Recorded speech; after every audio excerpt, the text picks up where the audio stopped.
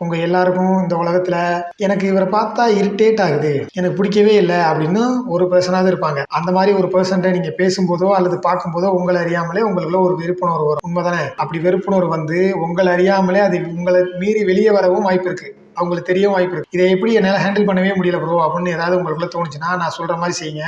First அவரை உங்களுக்கு பிடிக்கல, அவர் மேல உங்களுக்கு வெறுப்பு இருக்குன்றதை நீங்க மறந்துருங்க. அது அப்படி கிடையாது. உங்களுக்கும் அவங்களுக்கும் செட் ஆகல, இதான் உண்மை. உங்க வேவ் லென்த்தும் அவங்க வேவ் லென்த்தும் மேட்ச் ஆகல, அதான் மேட்ரு. அவங்களுக்கு மேட்ச் ஆகல அப்படின்னு சொல்லி நீங்க உங்க மைண்ட்ல சேவ் பண்ணீங்க, சப்கான்சியஸா சேவ் பண்ணிட்டீங்க அப்படின்னா நீங்க எப்போ அவங்களை பாக்குறீங்களோ அப்போ உங்க மைண்ட் சொல்லும் உனக்கு உங்களுக்கு செட் ஆகல, உங்கள்ட்ட இருந்து எப்படியாவது எஸ்கேப் ஆயிரு அப்படின்னா. இதே நீங்க அவங்கள பிடிக்கல அப்படின்னு சொல்லி உங்க மைண்ட்ல சேவ் பண்ணி வச்சிருந்தீங்க அப்படின்னா அவங்கள பார்க்கும்போதெல்லாம் உங்களுக்கு வெறுப்புணர்வு வரும். இதான் இதுக்கு ரெண்டுக்கும் உள்ள டிஃபரன்ஸ். இப்படி நீங்க மாத்தாம எனக்கு அவங்கள பிடிக்கல அப்படின்னு சொல்லி உங்க மைண்ட்ல வச்சுக்கிட்டீங்கன்னா அதனால பாதிப்பு யாருன்னா உங்களுக்கு தான். என்ன ஆகும் அப்படின்னா உங்க மனசு பாதிக்கிறது இல்லாம மனசை தாண்டி ரொம்ப அளவிலையும் நமக்கு பாதிக்கும். ப்ரெஷர் ஆகும், பிபி வரும், ரத்த கொதிப்பு வரும். இந்த மாதிரி உடல் அளவில் அது போய் பாதிக்கும் நம்மளை. அதனால நமக்கு இந்த உலகத்துல பிடிக்காதவங்கன்னு ஒருத்தவங்க கூட கிடையாது. நமக்கும் ஒரு சில பேருக்கும் வேவ் லென்த் மேட்ச் ஆகாது, அதனால நமக்கு அவங்களுக்கு செட் ஆகல.